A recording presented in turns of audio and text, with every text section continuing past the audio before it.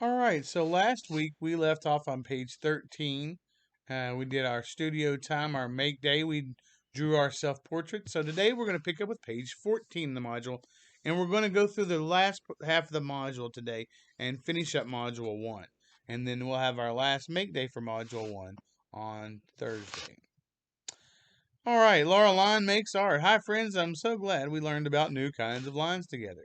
I've been wanting to show you something neat. I've made these two artworks at different times. I made the first one was sad and the second one when I was happy. Look, you can see sort of that expression of sadness and happiness in the paintings.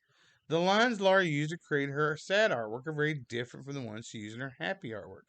How an artist shows feeling, how an artist is feeling when they create the artwork can change the lines they choose too. So express yourself. There are so many different types of art lines the artists use to create their artwork. In fact, artists often use many different types of lines within the same artwork. Come on, I'll show you what I mean. So as we look at this work by Vincent van Gogh, he's used the element of art known as line to recreate the perception of a night sky. And if you look closely, you'll see those spiraling lines and wavy and curved lines that recreate the idea or the feeling of this wind that's coming through the sky above us.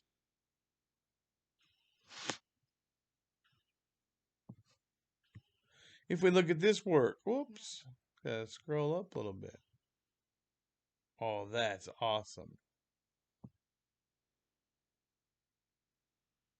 This is beautiful. And so they're using complementary colors here. We're going to talk about that real quick. Stop just a second. And red versus green, when we look at colors that are opposite on the color wheel, those are called complementary colors. And we can see how they're using these wavy lines to create this beautiful piece of red and green art.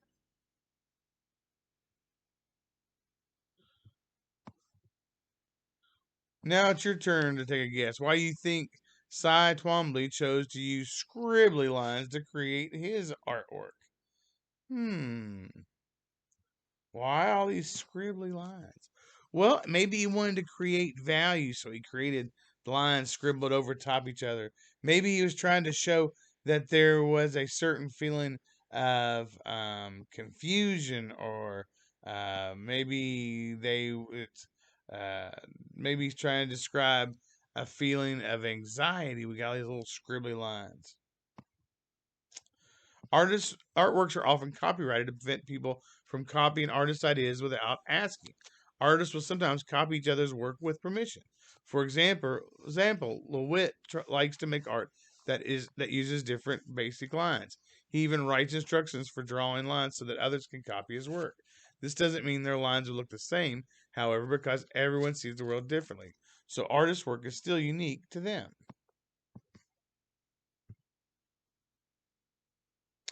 Feeling lines. So, using lines like contour lines in artwork can help express feelings, emotions. When you look at artwork, it can make you feel a certain way. How do each of these lines make you feel?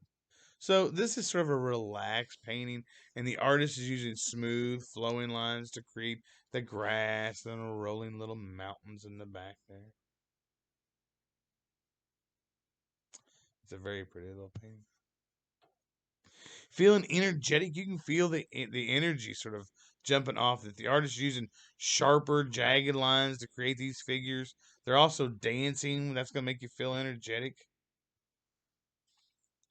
This is a happy little painting. A lot of it has to do with those colors. This painting uses spirally curved and wavy and loopy lines as well. And those decorated furniture and the number of different lines used to create the feelings of happiness in this artwork. Lots of different types of lines. Feeling fearful. Ooh, this is Edward Monk's The Scream. It says wavy lines in the background also create the unsettling landscape. Yeah, we get it feels a little spooky. Putting pressure on the pencil. If you've ever been frustrated while making an artwork, you might have wrapped your fingers around your pencil tightly, a little too tightly, or pressed down firmly when using your markers. You may not realize it, but what happens, you're expressing your emotions using lines. Artists do this too. We got a Jackson, oh no, Saul LeWitt, and Lady on Terrace by Henri Matisse. So, how do you think the artist felt? Maybe a little anxiety there, a little upset. The artwork was created using many scribble lines that contained the viewer that the artist might have been felt excited or tense. What about this one?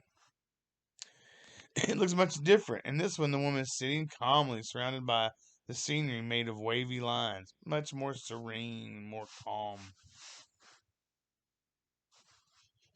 Oh no! I hit the next button. Don't do that. Never do that. Always remember to hit that button. Oh, now we gotta go back. Oh goodness.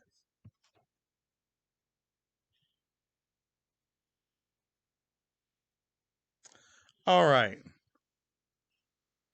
Artists can art creating artwork can also be calming and soothing for an artist. The process of creating artwork allows artists to focus their energy on creating something that expresses how they feel or think. One of the many reasons famous artists create their artwork is a form of meditation. A great way to demonstrate how lines represent your feelings is by listening to music while you draw. Choose three different songs to listen to, and while you're listening, draw lines in your sketchbook. While you're making your lines, think about how each song makes you feel and how the music influenced the lines you created. While it can create this art or work while listening to different types of music, and you can sort of see the different types of elements of music that went into it, whether it was exciting, slow paced, or fast paced, um, and you can almost hear the timbre of the music. So we're going to do two studio times on Thursday.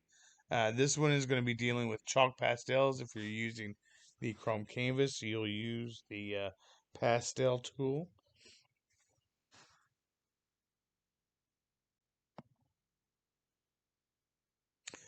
Unlike contour lines, which are often used as a starting point to create an artwork, artists use gesture lines to show movement or form of a subject. Artists create gestural lines that are created by using small, scribbly lines that look a little messy or not unorganized, yet come together to create the artwork.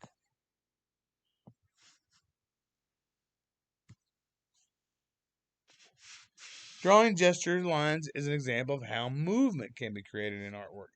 Movement is a principle of design that explores the pathway of viewers' eyes to reach a focal point of an artwork.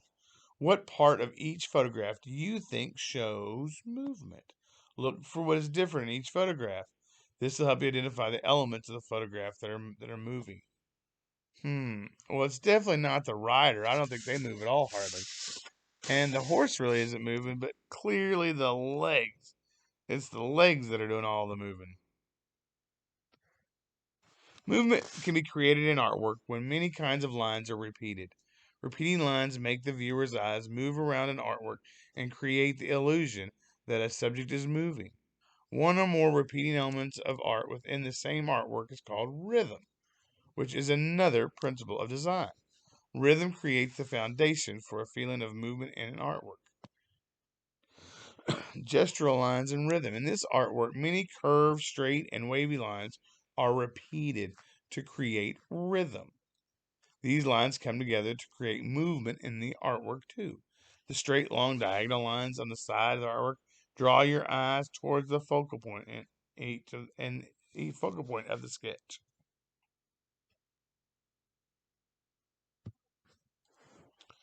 So now we're to the studio time, and this is where you all are going to come back on Thursday, and we're going to look at playing with some chalk pastels and doing some chalk pastel drawing, and then we're going to and take a look at doing some gesture drawings.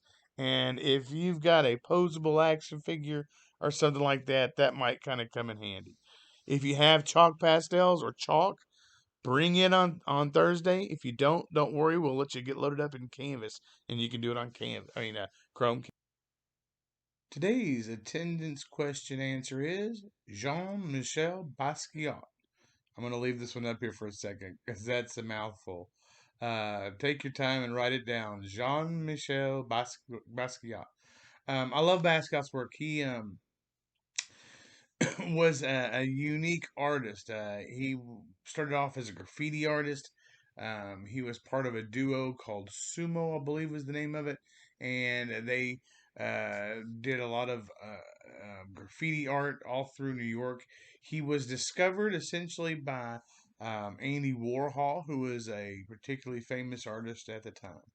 His art focused on dichotomies such as wealth versus poverty, integration versus segregation, and inner versus outer experience. He appropriated poetry, drawing, and painting and married text and image, abstraction, figuration, and even historical information mixed with contemporary critique. His stuff had all of it. He was well known for his commentary on what was going on in society. Jean Michel Basquiat. Take your time and write that down.